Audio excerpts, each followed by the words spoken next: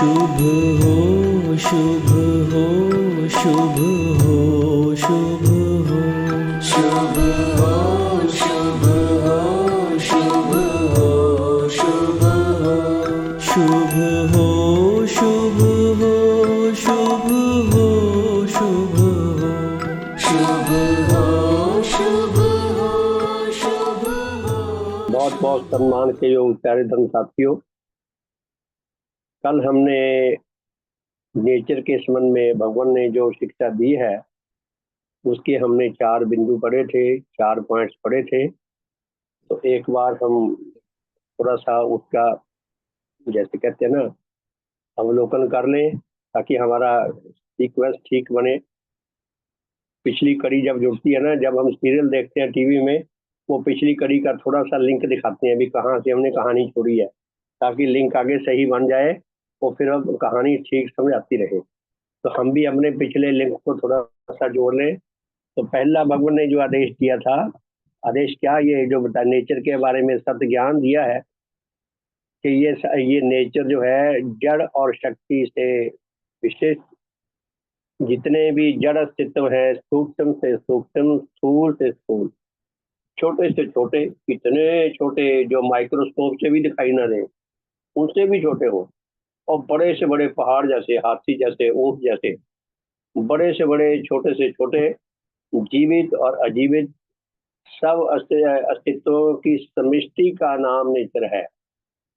Nature अपने आप में अगर ये सारे अस्तित्व बिखरे हुए हो, अलग अलग हो, एक दूसरे के साथ जुड़े हुए ना हो, यदि इनका आपस में प्राकृतिक संबंध ना हो तो नेचर शायद नेचर होती ना, ये भी ना होते, नेचर भी ना होती। तो ये सारे जो अस्तित्व हैं, इनके जोड़ का नाम नेचर है। इनके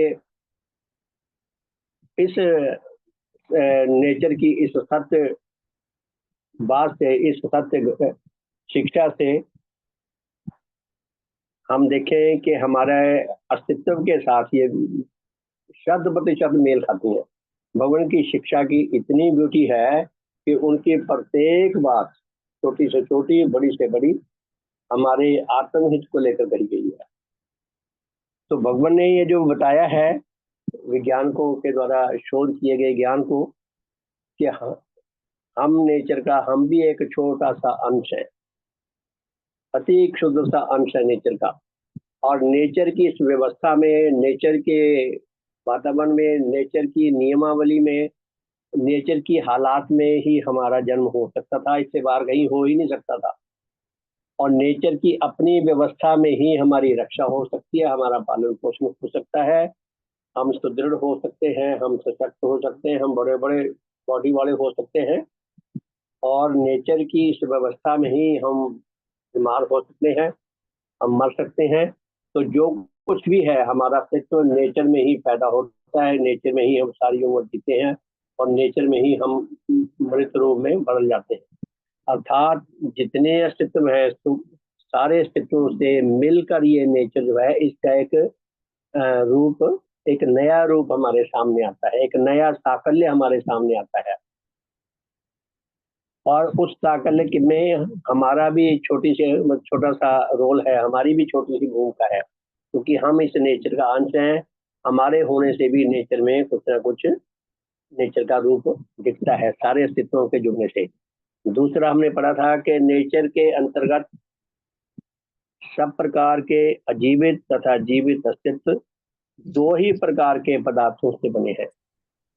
ये देखिए, भारत तो यूसीसी के लिए अब कर रहा है, नेचर की यूसीसी तो सदा से चली आ रही है, क्यों अभी ध्यान सब से कुछ नेचर के अधीन है। श्रीमान अग्रवाल जी, आपका माइक ऑन था, बंद होगा, ठीक है, धन्यवाद। तो नेचर की यूसीसी तो सदा से चली आ रही है।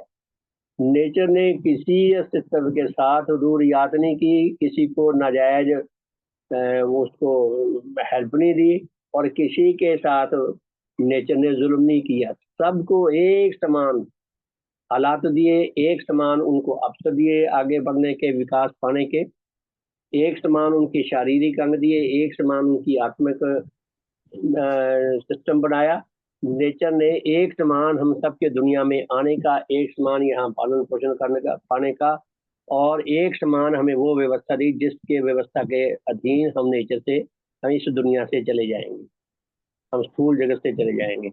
तो भगवान क्या फरमाते हैं कि नेचर के अंतर्गत सब प्रकार के अजीवित और जीवित अस्तित्व दो ही प्रकार के पदार्थों से बने हैं, जिनमें से एक का नाम जड़ और दूसरे का नाम शक्ति है। जड़ अर्थात ऐसा ऐसा पदार्थ, ऐसी वस्तु जो आकार रखती है, जो भार रखती है, जो वजन रखती है, जो आंखों में दिखाई देती है।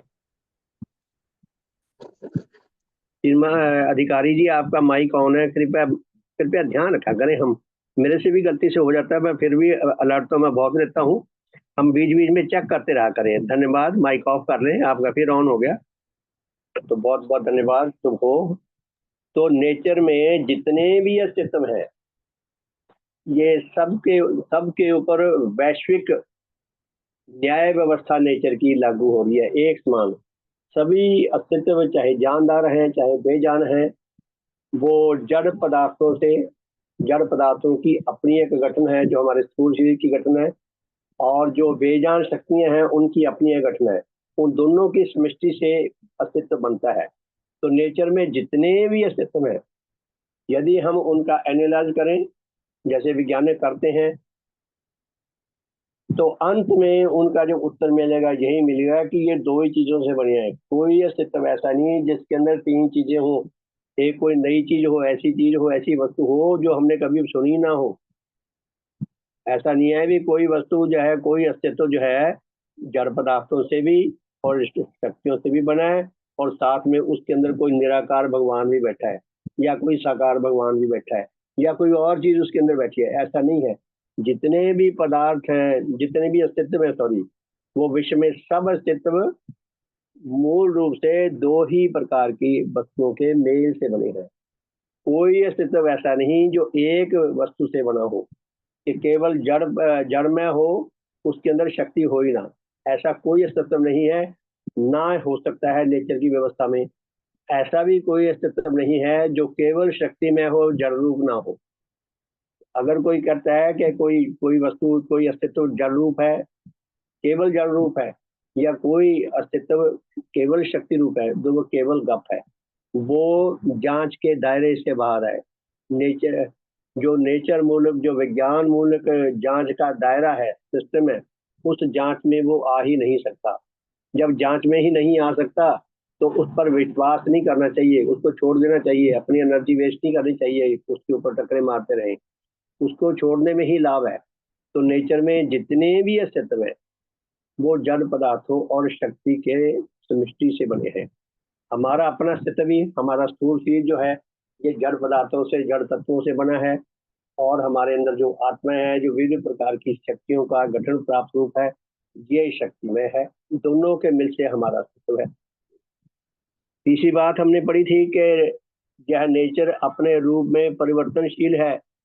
नेचर में जितने भी अस्तित्व हैं, जानदार और बेजान, वो सब नेचर के परिवर्तनकारी वैश्विक नियम के अधीन है, वो भी साथ साथ परिवर्तन होंगे।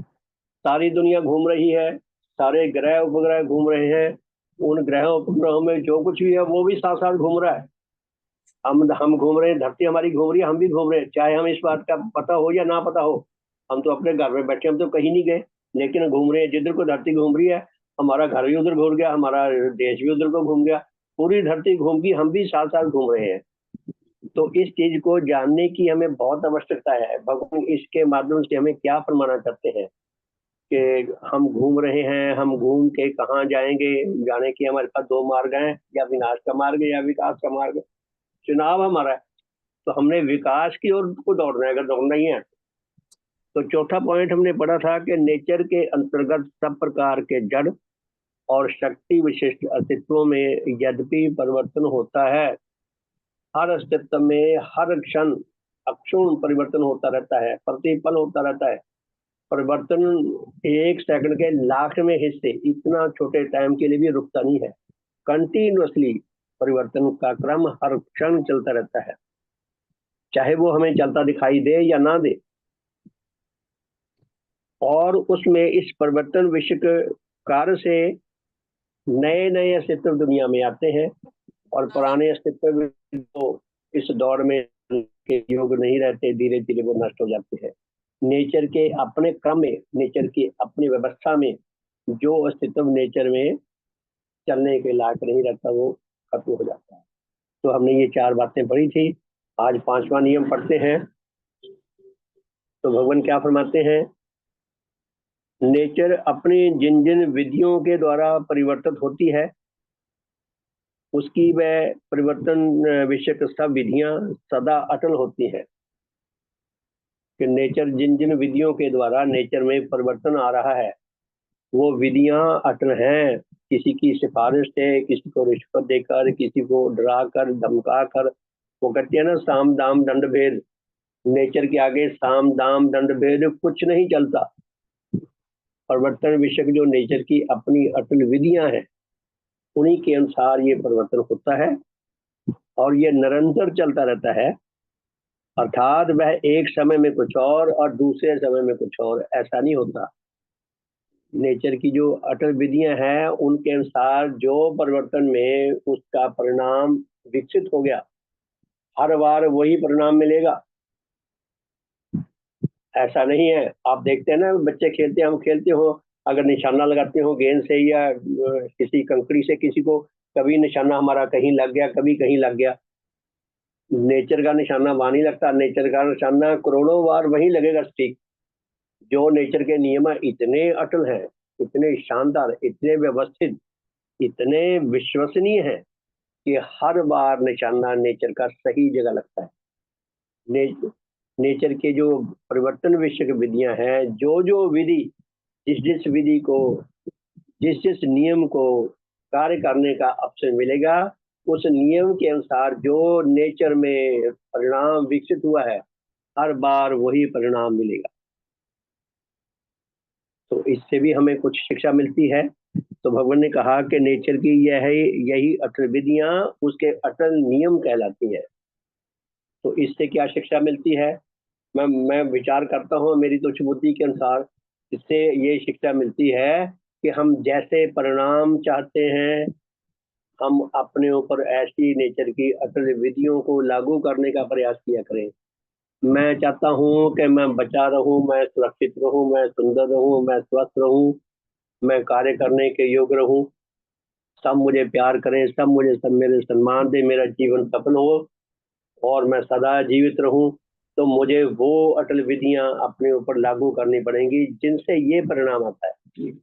नेचर की विधियां अटल हैं और वो अटल विधियां लेश मात्र भी अपने परिणाम से, अपनी वफादारी से, अपनी कार्यविधि से अलग नहीं होती। ऐसा नहीं है कि कभी नेचर का नियम एक पूरा हुआ, कभी उसका परिणाम कुछ निकल आया, कभी कुछ निकल आया। अगर कोई परिणाम कोई और निकलता है तो डेफिनेटली उसके अंदर कोई सूक्ष्म रूप में कुछ नया परिवर्तन आया है, तभी परिणाम अलग हुआ है। तो छठी हमने बात पढ़ी, छठी बात पढ़ते हैं। नेचर एक और पूर्ण अस्तित्व है। नेचर जो है एक अन्य पूर्ण अस्तित्व है।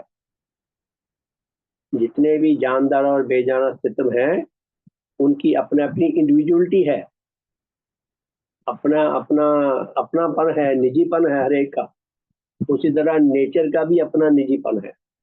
नेचर एक अलग प्रकार का, एक अन्य प्रकार का बहुत बड़ा अस्तित्व है, जिसमें सारे अस्तित्व समाये हुए हैं। और उसके अंतर्गत जितने और जिस जिस प्रकार के अजीवित और जीवित अस्तित्व प्रकट होते हैं और सुरक्षित रहते हैं, जीवित रहते हैं, स्थिति करते हैं, वह सब उसके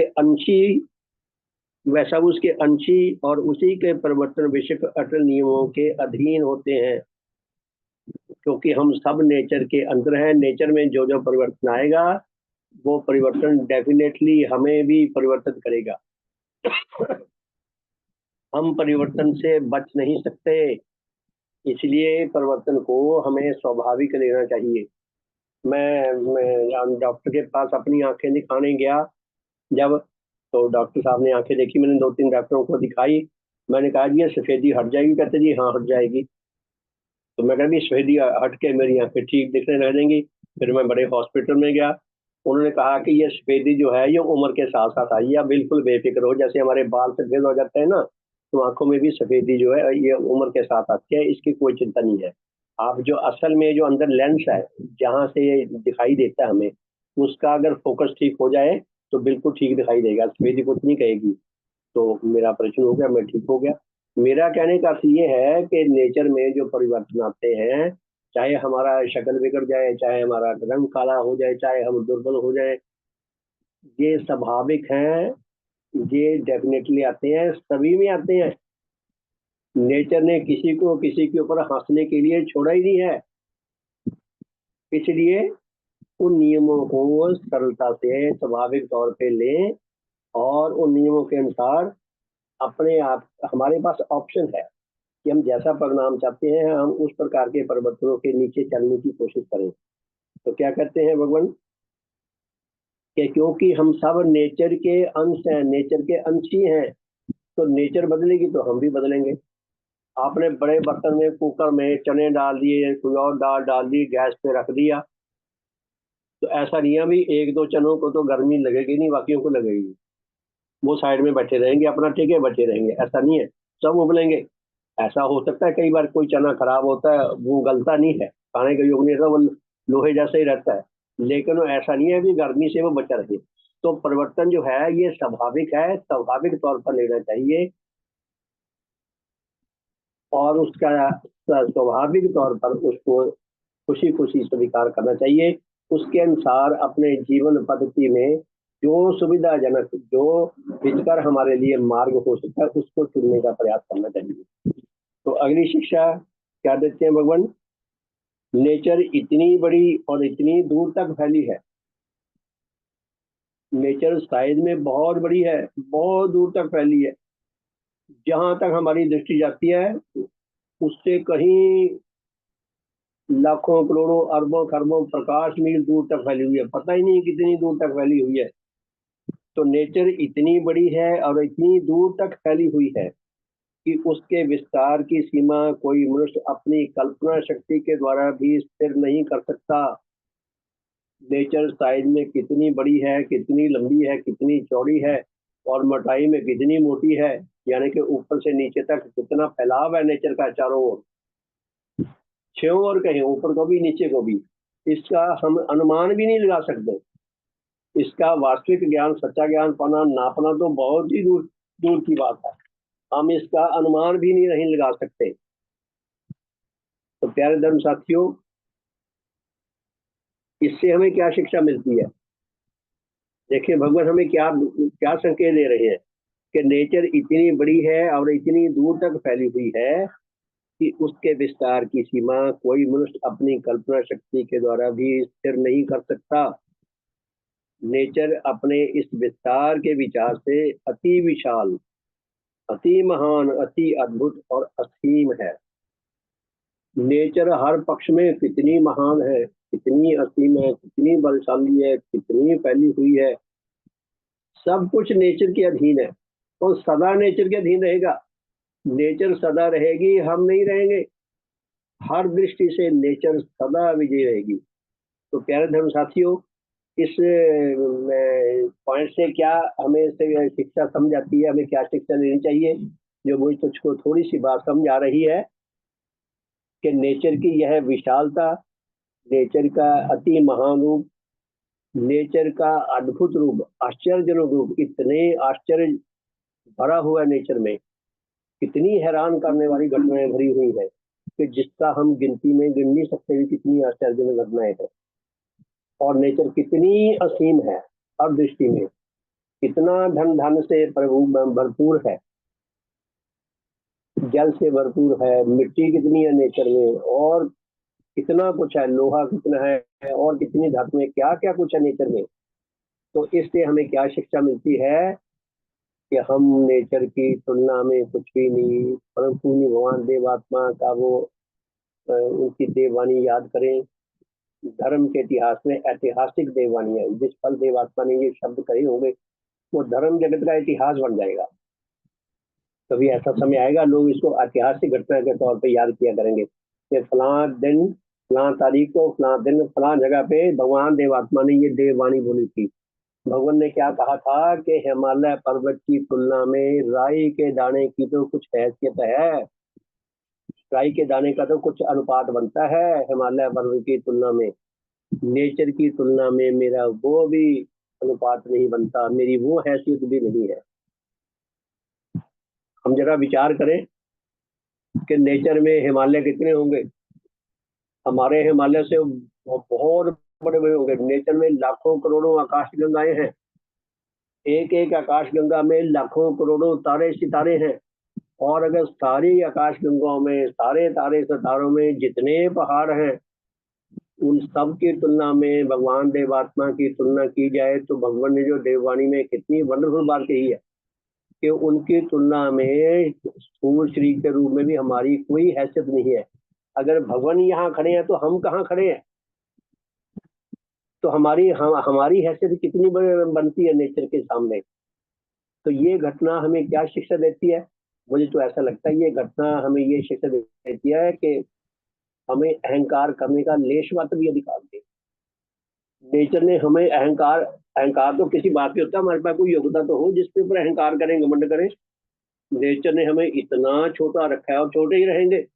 कितना विकास कर लें, जितनी मर्जी तरक्की कर लें, किसी विषय में कर लें, किसी पक्ष में कर लें, नेचर की तुलना में हम राई के दाने के जो घटना है उसके हिसाब से हम वैसे के वैसे रहेंगे, नगण्य रहेंगे, हमारी हैसियत कुछ भी नहीं नेचर के सामने। अर्थात नेचर ने हमें अहंकार करने, घमंड करने के लिए नहीं छोड़ा, हमें लेश मात्र भी अधिकार नहीं है कि हम अहंकारी बने, घमंड करें। अगला देश देखिए, नेचर में उसकी शक्ति और जड़ में अकाट्य संबंध है। ये सारी शिक्षा प्यारे साथियों वैज्ञानिकों की खोजी हुई है नेचर की, लेकिन भगवान का कमाल देखती है।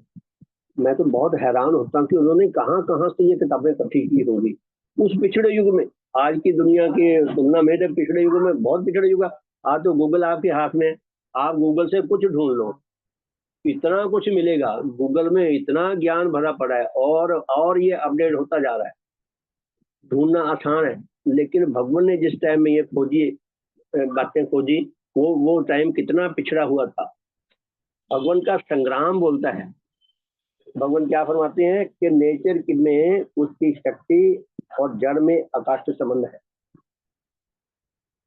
पहले आदेश है ना कि नेचर जो है जड़ और शक्ति से भरपूर है, जड़ और शक्ति जो है इनमें अकाट्य संबंध है, अर्थात उनमें से एक के साथ दूसरे का सदा जुड़ा हुआ व मिला हुआ होना अनिवार्य है। जड़ और शक्ति सदा मिलकर रहती हैं, जड़ और शक्ति को अलग नहीं किया जा सकता, इम्पॉसिबल है। जड़ और शक्ति सदा मिलकर रहती है, इनको अलग नहीं किया जा सकता। इसलिए नेचर में शक्ति और जड़ में से कोई भी अपने आप स्वतंत्र रूप में कहीं और कभी नहीं मिलता और कहीं और कभी स्थित नहीं करता। भगवान कहते हैं कि जड़ और शक्ति का सदा आपस में मेल रहता है। ये कितने हमारे महान वैज्ञानिकों ने कितनी हमारे ऊपर मेहरबानी की है, कितना भव्य ज्ञान दे दिया हमें कि जड़ और शक्ति सदा मिलकर रहती हैं, इनको जुदा नहीं किया जा सकता। नेचर में कहीं ऐसा लेश मात्र हल्का सा भी दृष्टांत नहीं मिलता कि जड़ कहीं और पड़ा है, शक्ति कहीं और पड़ा है, इम्पॉसिबल है। जड़ और शक्ति सदा मिलकर रहती है। तो प्यारे धर्म साथियों, इससे हमें क्या शिक्षा मिली? मैं तो इस पे थोड़ा सा सोचता हूँ कि मेरे फायदे की क्या बात है इसमें। मुझे लगता है इससे हमें ये शिक्षा मिलती है कि हमारा जो अस्तित्व है ये जड़ में भी है, शक्ति में भी है। अगर इसको सुरक्षित रखना है तो दोनों का ख्याल रखना पड़ेगा। आप देखिए भगवान की शिक्षा कितनी ब्यूटीफुल है हर दृष्टि से। भगवान ने जो अस्तित्व के संबंध में पाठ और विचार के साधनों के वो जो शिक्षा दी है, आदेश दिए हैं, उनमें एक आदेश ये भी दिया है कि किसी व्यक्ति को कभी आत्महत्या नहीं करनी चाहिए। देवशास्त्र चौथे खंड में देख ले, यह आदेश है भगवान का। यानी कि अगर वो अपने गले में रस्सी डाल लेता है, आग लगा लेता है, जल जाएगा तो उसका आत्मा भी जल जाएगा, मर जाएगा। पूरी तरह खत्म हो जाएगा। हमें जीवित रहने का नेचर ने जो हमें बहुत बड़ा उपहार दिया है, बड़ा हमारे ऊपर एहसान किया है, बहुत बड़ा वरदान दिया है, नेचर चाहती है कि हम उसके इतने बड़े उपहार का, इतने बड़े उपकार का, इतने बड़े वरदान का सच्चा सम्मान करें, अपने आप को अमर होने के योग बनाने का प्रयास करें। और नेचर में अमर होने के योग के लिए हमें मार्ग मिल गया, भगवान मिल गए। ऐसा नहीं उसको बस अपना फांसी ले लो। भगवान की ये शिक्षा कितनी शानदार है और इसकी बहुत सुंदर ऐतिहासिक घटना भी है। श्रद्धेय पंडित परमेश्वर दास जी, हम सब जानते हैं, छोटी सी उम्र में 28 साल की उम्र में उनका परलोक गमन हो गया था। उनको भी बीमारी थी, शायद संवेदक की ही थी। तो पुराने टाइम में उस वक्त इतना मेडिकल साइंस भी तरक्की नहीं कर सकी थी, अभी इतना अच्छे इलाज नहीं थे। पिछड़ा युग था, आम बीमारियां फैल जाती थी और छुआछात की बीमारियां फैल जाती थी, तो गांव के गांव खाली हो जाते थे, मर जाते थे लोग कितने। तो उस समय में श्रद्धेय पंडित परमेश्वर जी को भी बीमारी हो गई। उनका इलाज भी चलता रहा, इलाज चलता रहा तो बीमारी भी चलती रही। चलते चलते चलते चलते ऐसा समय भी आया कि डॉक्टरों ने हाथ खड़े कर दिए। डॉक्टरों ने कहा कि इनका जो रोग है ये लाइलाज है, ये इस रोग की 3rd स्टेज है, इनका हमारे पास किसी के पास कोई इलाज नहीं, बस ये अब बेचारे इनकी जो सेवा कर सकते हो कर लो और हमारे पास इनका कोई नहीं। फिर भी पंडित परमेश्वर जी का इलाज भी होता रहा। उनको भगवान देवात्मा निजी तौर पर जा जाकर उनके सिर पर, उनके पीठ पर हाथ फेर के उनको प्रेरणा देते, उनको उत्साह बढ़ाते, उनको आशीर्वाद देते, प्यार भरी बातें करते और कई उन्होंने हौसले दिए उनको। वही पंडित परमेश्वर दास जी जब अपना इलाज करा रहे थे, पहाड़ों पे गए हुए थे, शायद दीनानाथ बाली जी उनको अपने साथ ले गए थे, वहां या कहीं और की घटना है, तो उनके मन में आ गया कि मैं आत्महत्या कर लूं, ये जो मेरा शरीर है। देखिए कौन व्यक्ति, साधारण व्यक्ति नहीं, देवात्मा के अनुरागी सदैव पंडित परमेश्वर जी ने कभी क्लेम नहीं किया कि मैं देवात्मा का अनुरागी हूँ। ये भगवान देवात्मा का महावरदान है जो उनको दिया, भगवान ने उनको सर्टिफिकेट दिया कि ये देवरूप अनुरागी है। उनके मन में आ गया कि मैं आत्महत्या कर लूं ताकि इससे स्थूल चीज से मेरा छुटकारा हो जाए और लोक में जाकर मुझे हेल्थी सूक्ष्म शरीर मिलेगा, उससे मैं सेवा के कामों में लगूंगा। फिर भी सेवा का काम सामने। अब आत्महत्या करने वाला किसी को बताता नहीं, पूछता नहीं, वो अपना काम कर लेता है। हम कल्पना करें कि अगर वो कर लेते आत्महत्या, तो धर्म जगत में वो जो इतिहास बना गया अपने जीवन का, अद्वितीय इतिहास, वो नहीं बनता था। वो अनुरागी क्या, जो अपने गुरु की आज्ञा से बाहर चला जाए। उन्होंने चिट्ठी लिख दी भगवान के सेवा में कि भगवान मेरी ऐसी हालत है, आपको पता है, डॉक्टर ने भी कहना मेरा। अब देखो मैं हैरान हूँ, एक नवयुवक 27-28 साल का, जीने की कितनी गहरी कामना होती है। नौजवानों के, बुढ़ों में होती है, नौजवानों में भी तो और भी ज्यादा होती है। उन्होंने लिख दिया कि महाराज मैं आत्महत्या करना चाहता हूँ ताकि इस रोगी शरीर से मेरा छुटकारा हो जाए और परलोक में मुझे अच्छा हेल्दी सूक्ष्म चीज मिले और मैं और सेवा के कामों में लग सकूँ। अगर आपको कोई पूछ ले, मेरे से कोई पूछ ले, दुनिया परस्त कोई और पूछ ले कि भाई मैं, मुझे सलाह दो, मैं आत्महत्या करना चाहता हूँ, मैं आत्महत्या करूँ कि ना करूँ। अब तो हमें भगवान की शिक्षा से पता है, हम शब्दों में तो कह ही देंगे, चाहे हम उनको वो प्रेरणा ना दे सके अपने जीवन से जिनसे वो बंदरों की तरह छलांगे मारे उत्साह से भर के। तो भगवान ने उनको चिट्ठी लिखी, वो भी ऐतिहासिक जबरदस्त घटना है, अपने प्रकार की एक ही घटना है विषय में कि भगवान ने उनको चिट्ठी लिखी। वो लेख भी छपा है, मुझे सौभाग्य मिला वो लेख लिखने का, कि भगवान ने कहा कि ये जो तुम्हारा स्थूल शरीर है, तुम्हें जिन्होंने जन्म दिया है, जिन्होंने परसों पाला पोसा है, पढ़ाया लिखाया है, तुम्हारे ऊपर कितना मेहनतें की है, कितना पैसा खर्च किया है, कितना तुम्हें शिक्षा दिलाई है, चारों जगतों के तुम ऋणी हो। अगर तुम आत्महत्या करते हो तो तुम भगौड़े हो, तुम कृतघ्न हो, इनकी सेवाओं को मिट्टी में मिला के जा रहे हो। पता नहीं भगवान ने क्या क्या शब्द लिखे होंगे। तो भगवान ने लिखा कि नहीं, किसी व्यक्ति को आत्महत्या करने का लेश मात्र अधिकार नहीं। अब आप किसी को ये शिक्षा दे दें, इतना कह दें, तो क्या उसकी बीमारी घट गई? बीमारी तो उसकी बढ़ती रहेगी, तकलीफ बढ़ती रहेगी।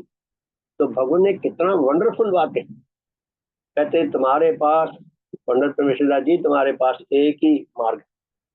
भगवान कहते भी हम जानते हैं, हमें पता है, डॉक्टरों ने इलाज बीमारी कह के जवाब दे दिया है कि आप ठीक नहीं हो सकते, और हमें भी पता है, आपको भी पता है, आपका शरीर दिन प्रतिदिन नीचे ही जा रहा है। फिर भी आपकी ये आध्यात्मिक आपका कर्तव्य है कि अपनी बीमारी के साथ दृढ़ता के साथ लड़ते जाओ। लड़ते लड़ते आप मर जाओगे तो आप एक इतिहास बना जाओगे। आपके प्रेरणा से, आपके इस घटना से कितने और प्रेरित होंगे, वो आत्महत्या करने से बचेंगे, और आपको जो परलोक में जो शरीर मिलेगा, सुंदर शरीर मिलेगा, उसकी आप और सेवा के काम कर सकेंगे। और श्रीमान पंडित परमेश्वर जी ने भगवान की कही हुई बात गांठ बांध ली, दृढ़ प्रतिज्ञ हो गए कि कुछ हो जाए अब मैं आत्महत्या नहीं करूंगा, मैं ऐसे ही बीमारी के साथ लड़ते लड़ते खत्म हो जाऊंगा, लेकिन मैं आत्महत्या नहीं करूंगा। तो प्यारे साथियों, क्या इससे तकलीफ कम हो जाएगी, बीमारी घट जाएगी? नहीं, बीमारी बढ़ती रही। अब पंडित जी सोच रहे हैं तकलीफ हो रही है, उल्टी आती है, खून की उल्टियां आती हैं, वीकनेस बढ़ती है, तकलीफें होती हैं, थोड़ा सा समझते हैं, फिर कई दिनों के बाद उनको सूझ अभी मेरे से और तो कुछ काम सेवा का काम नहीं हो रहा, चलो मैं परलोकवासियों अपना जो मेरे उपकारी हैं उनके विषय में मैं कुछ उनके उपकारों को स्मरण कर जाऊं। तो उन्होंने पुस्तक लिखवाई है किसी धर्म साथी से। तो पुस्तक हमने पढ़ी है, रेणु वर्मा जी ने वो पुस्तक पढ़ के सुनाई थी, पंडित परमेश्वर जी के जीवन चरित्र। तो वो पुस्तक लिखी, उसमें उपकार माला पुस्तक भी छपी हुई है। विश्व इतिहास में धर्म की दृष्टि से ऐसी अद्वितीय शिक्षा, ऐसा अद्वितीय दृष्टांत और ऐसा अद्वितीय फल पैदा करके दिखाया पंडित परमेश्वर जी ने। धर्म जगत में एक विशेष स्थान पे शोभायमान हो गए। इस भगवान ने जो देव शास्त्र पहले खंड में बात कही है, ये उसी ओर संकेत करती है। भगवान क्या कहते हैं कि नेचर में उसकी शक्ति और जड़ में अकाट्य संबंध है, अर्थात उनमें से एक के साथ दूसरे का सदा जुड़ा हुआ व मिला हुआ होना अनिवार्य है। ये जुदा नहीं किए जा सकते। हमारा अस्तित्व जो है वो जड़मय और शक्तिमय है, दोनों को मिलके बना है। हम जीवित रहना चाहते हैं, हम सुरक्षित रहना चाहते हैं, हम चारों जगतों के प्रति कृतघ्न नहीं बनना चाहते। अब नेचर ने हम सबको पैदा करने के लिए लाखों करोड़ों साल संग्राम किया है, एक एक जीव को पैदा करने के लिए, उसको बचा के रखने के लिए, उसको सुरक्षित रखने के लिए। आप देखें हमारे अंदर जो रोग प्रतिरोधक शक्ति है, ये किसने डाल दी हमारे अंदर? ये नेचर की कृपा है, नेचर ने डाली है। हमने तो कभी नहीं कहा कि मुझे जन्म दे दो, हमने ये नहीं कहा कि मेरे अंदर रोग प्रतिरोधक शक्ति डाल दो, हमने कभी नहीं कहा कि मेरे अंदर ये कामना डाल दो कि मैं जीवित रहूं, और हमने कभी नहीं कहा कि हमें अमर होने का मार्ग बता दो। हमें कितना कुछ मिल रहा है। तो भगवान की ये बातें कितनी शानदार है। तो क्या कहा है कि जड़ और शक्ति का अकाट्य संबंध है। जहां हम इसको तोड़ने की कोशिश करेंगे जड़ और शक्ति को, वहां मौत है। अपने अस्तित्व की रक्षा करो, औरों के अस्तित्व की, शरीर और आत्मा की, लेकिन सत्य शुभ के आधार पे। तो भगवान क्या लिखते हैं कि नेचर में उसकी शक्ति और जड़ में अकाट्य संबंध है, अर्थात उनमें से एक के साथ दूसरे का सदा जुड़ा हुआ व मिला हुआ होना अनिवार्य है।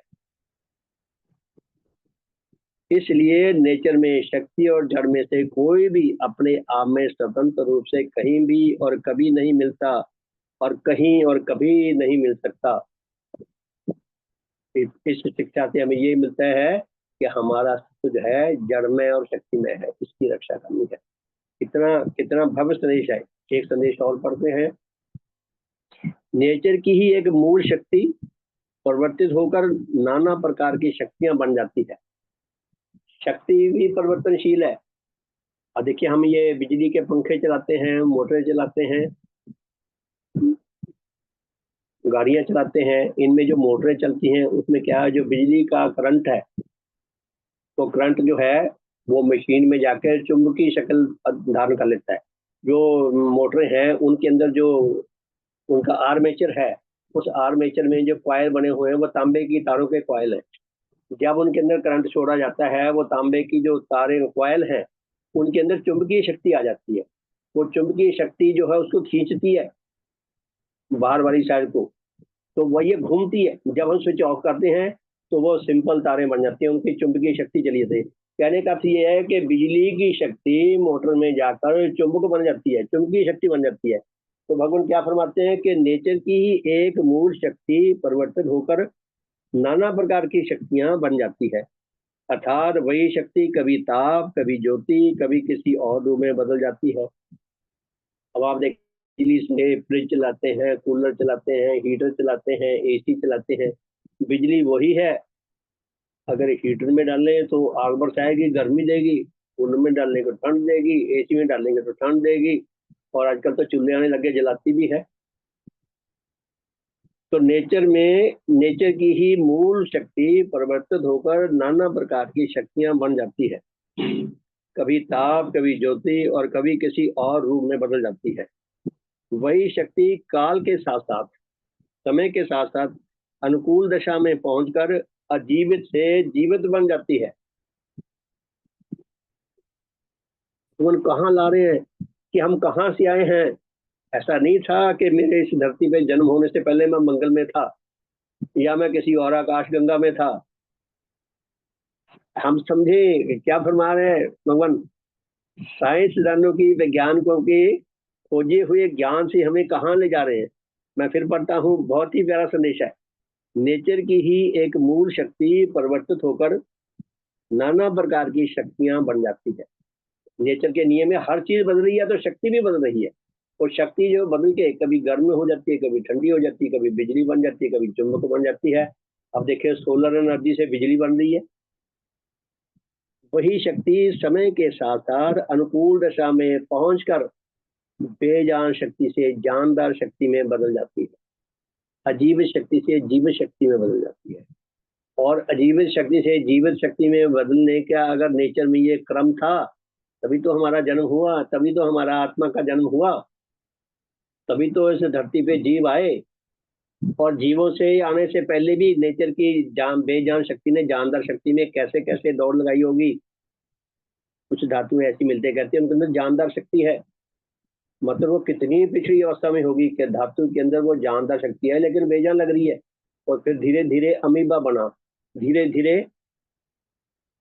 वो शक्ति ने, जीवनी शक्ति ने सबसे ऊंची दौड़ लगाई, देवात्मा बन गए।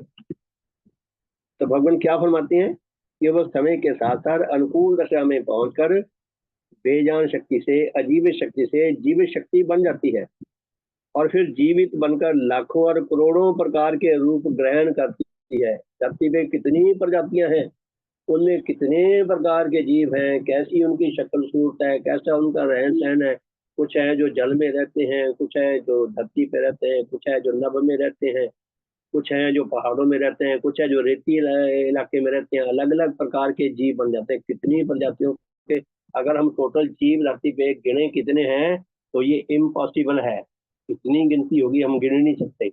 ये नेचर का कमाल है कि बेजान शक्ति जानदार में बदल गई। नेचर का कितना बड़ा जादू है ये कि जानदार में बन गई, बेजान से जान कैसी आ गई, कमाल है। और फिर उसमें भी विविध प्रजातियां बन गई, और उसमें भी नेचर की जो दौड़ है देवात्मा तक पहुंचा दिया उस बेजान शक्ति को। तो भगवान क्या फरमाते हैं कि लाखों करोड़ों प्रजातियों के कितने ही जीव बन जाते हैं। नेचर की ही एक बार दूसरी जीवित शक्ति प्रतिकूल दशा में बदलकर जीवित से अजीवित भी बन जाती है। अगर नेचर की बेजान शक्ति को अनुकूल दशा मिले, अनुकूल हालात मिले, तो जानदार बन जाती है, और अगर प्रतिकूल हालात मिले तो जानदार से मुर्दा भी बन जाती है, बेजान भी बन जाती है, और अपने जीवन विषय के सब प्रकार के लक्षणों को खोकर अपने व्यक्तिगत अस्तित्व के विचार से पूर्णतः नष्ट हो जाती है। तो प्यारे धर्म साथियों, इतना भव्य संदेश कि हम बेजान शक्तियों से जानदार शक्तियों के नेचर के क्रम में हमें जन्म लेने का सौभाग्य मिल गया। और अगर हम इस सौभाग्य को बना के रखना चाहते हैं, बचा के रखना चाहते हैं, सुरक्षित रखना चाहते हैं, स्थायी रखना चाहते हैं, तो हमें उस परिवर्तन के अधीन आना पड़ेगा, जिस परिवर्तन के अधीन आकर हम परिवर्तन तो होते रहें, लेकिन जानदार शक्ति में और विकसित हो सके। मुझे इकबाल का एक शेर याद आ रहा है, बड़े कमाल का शेर है तो इसी से मिलता जुलता है। तो इकबाल ने शेर कहा है, फिर वादे बहार आई, कि बहार में ठंडी ठंडी ताजा ताजा हवा का झोंका आया। फिर वादे बहार आई, इकबाल गजल सा हो। इकबाल अपने आप को संबोधित करता है कि अभी इतना शानदार वातावरण है, मैं गजल लिखूं कोई। फिर वादे बहार आई, इकबाल गजल खां हो, गुंचा है अगर गुल हो। अगर कहता तू गुंचा है, गुंचा यूं समझो कि एक फूल के जो बीज रूप होते हैं, बहुत सारे बीज होते हैं, तो फिर वो कहता फूल बन, उससे अगली स्टेज बन।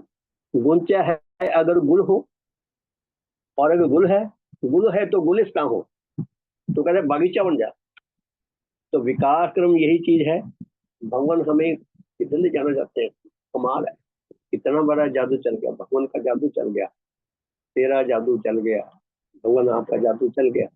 तो प्यारे धर्म साथियों, हमारा कितना बड़ा सौभाग्य है। एक आदेश और पढ़ लें, 10वां हो जाएगा। नेचर से उत्पन्न व प्रकट होकर लाखों शक्ति और जड़ विशिष्ट अजीवित और जीवित अस्तित्व नेचर में ही रहते हैं। हम नेचर में ही प्रकट हुए हैं, इसी धरती पे हमारा जन्म हुआ है। हम कहीं बाहर से नहीं आए, हम कहीं चांद से, सूरज से, किसी और आकाशगंगा से नहीं आए। हम इसी धरती की पैदावार है। इसी धरती पे अनुकूल वातावरण था तो हमारा जन्म हो गया। और कहते नेचर से उत्पन्न व प्रकट होकर लाखों शक्ति और जड़ विशिष्ट अजीवित और जीवित अस्तित्व नेचर में ही रहते हैं। नेचर से बाहर कुछ भी नहीं है। नेचर से बाहर होना असंभव है। नेचर से बाहर कुछ नहीं है और नेचर से बाहर होना असंभव है। हमें इन गूढ़ तत्वों को समझने की जरूरत है। इन पे विश्वास, धीरे धीरे विश्वास, अपना तर्क संगत विश्वास जमाने की जरूरत है कि नेचर से बाहर क्यों नहीं है। क्योंकि नेचर की व्यवस्था में ही कोई चीज पैदा हो सकती है, सुरक्षित रह सकती है, विकसित हो सकती है, सुदृढ़ हो सकती है, अमर हो सकती है। और नेचर की ही व्यवस्था में वो नष्ट भी हो सकती है। नेचर से बाहर जाएगा कहाँ से? जाने के लिए वो योग्यता, क्षमता चाहिए, और बाहर जाके मर जाएगा। अगर मान लीजिए 1 मिनट के लिए नेचर से बाहर जाएगा तो मर जाए, बाहर जा ही नहीं सकता, असंभव है नेचर से बाहर जाना। तो नेचर में ही हम रहेंगे सदा। तो भगवान क्या लिखते हैं, नेचर से उत्पन्न व प्रकट होकर लाखों शक्ति और जड़ विशिष्ट जीवित और अजीवित अस्तित्व नेचर में ही रहते हैं। जितने भी जानदार अस्तित्व हैं और बेजान अस्तित्व हैं, ये नेचर में ही रहते हैं, नेचर से बाहर जा ही नहीं सकते। और उसी में ही उसके अटल नियमानुसार परिवर्तित होते रहते हैं।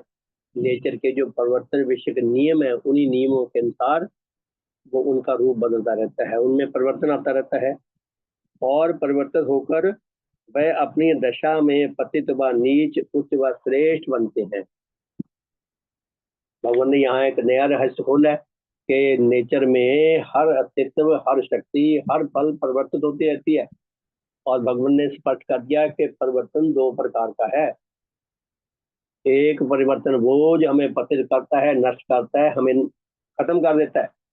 और एक परिवर्तन वो जो हमें पहले से बेहतर बनाता है, उच्च बनाता है, अमरता की ओर हमें लेकर जाता है, श्रेष्ठता की ओर लेकर जाता है। तो नेचर में परिवर्तन एक ही है, उसकी श्रेणी आगे 2 होगी।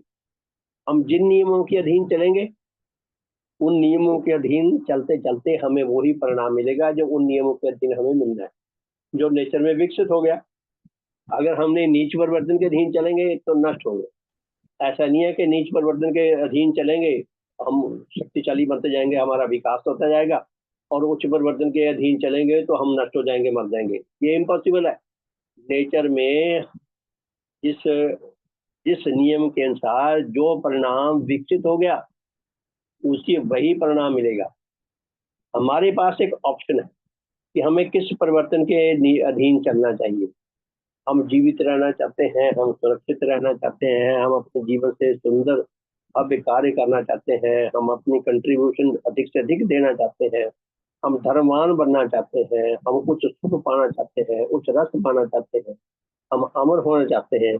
तो हमें ऐसे परिवर्तन के अधीन चलना पड़ेगा जो हमें ऐसे परिणाम मिल सके। ऐसा परिवर्तन हमारे अंदर भगवान देवात्मा की संगत ला सकती है।